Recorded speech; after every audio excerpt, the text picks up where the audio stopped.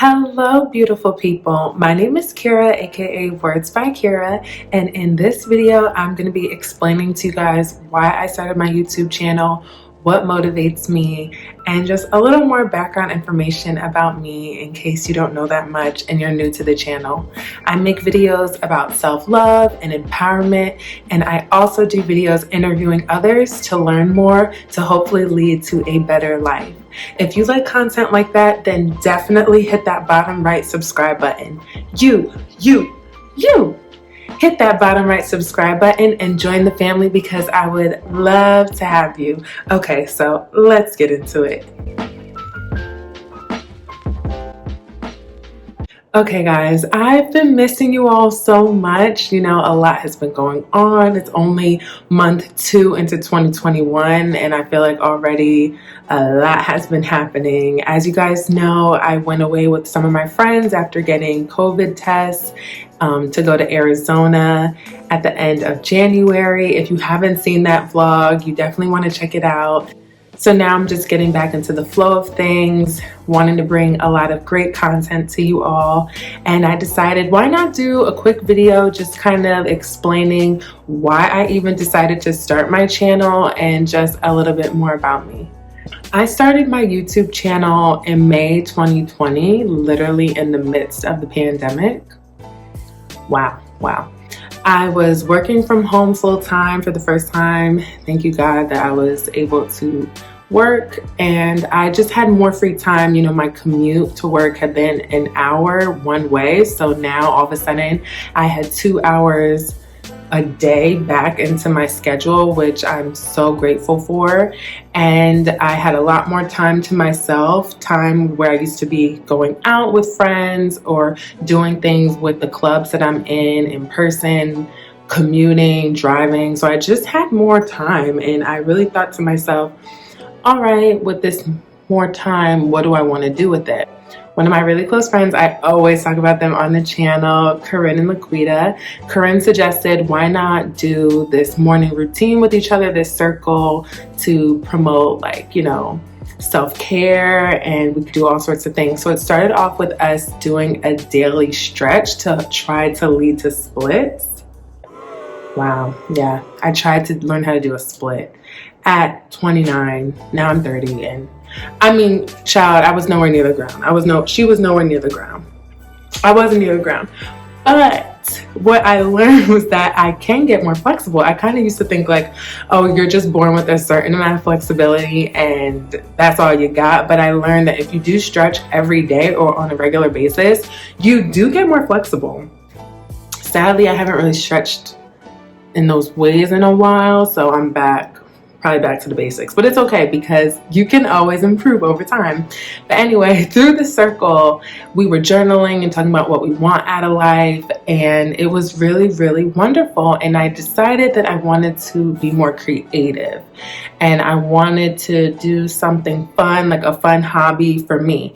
I have been an avid YouTube watcher, participant, oh my gosh, since it came out, but definitely heavy in high school. Shout out Patricia Bright. Oh my gosh, I love Patricia Bright. Her channel was definitely one of the first channels where I was consistently watching all the time, and it quickly became just this routine I had, especially in college and after, where at night, like before bed, like after I, you know, wash my face, brush my teeth, do all my night care routine, or while I'm doing my night care routine, I would always just put on some of my favorite YouTubers' channels.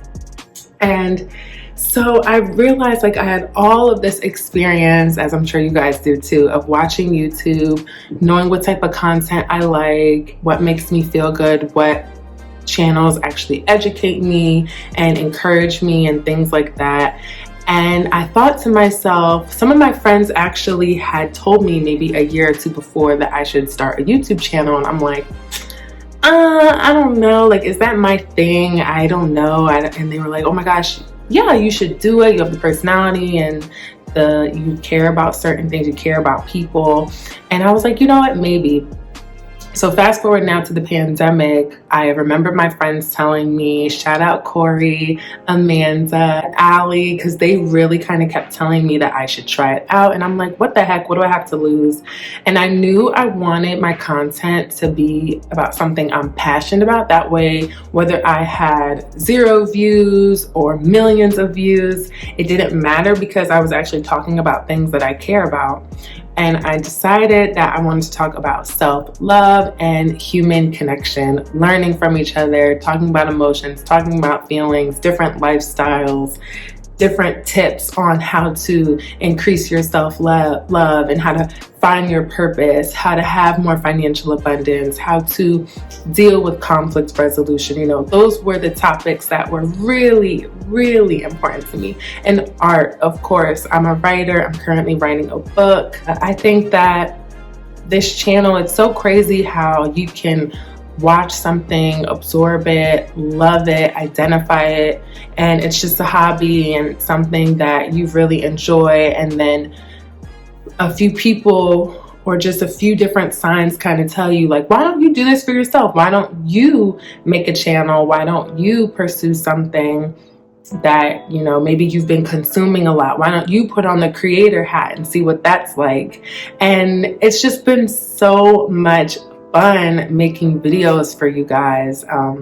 It's been such a joy. I've learned a lot. I'm continuing to try to learn. I'm noticing what other creators are doing in terms of I'm trying to learn more about how analytics work. If you know anything about analytics or how to grow a channel and you would want to share some wisdom with me, I would be so appreciative for that. I'm really just trying to learn. Very new YouTuber here, and I'm just so grateful for you all that are watching. It means a lot. So yeah, those are kind of how it all came to be. And specifically why I wanted to speak so much about self-love is because that has been a major theme in my life. Growing up from a young age, going from a more diverse community with people from all different backgrounds, all different ethnicities and cultures, to all of a sudden being moved at 9 years old to a community that was mostly just full of white people. And I felt very much like an outsider. I had to face racism. I faced some discrimination. I also had really beautiful and wonderful relationships and friendships there as well. I'm not here to make it seem like it was all bad, but I definitely faced a lot. It was very hard being a young Black girl growing up in an environment like that and feeling very much on the outside. So that definitely altered my self-esteem in a negative way. It definitely made me kind of question my self-worth, question my place. And then sometimes I would be around Black people and they would tell me, you know, I'm not Black enough or I don't act Black. And then sometimes the white people would say the same thing.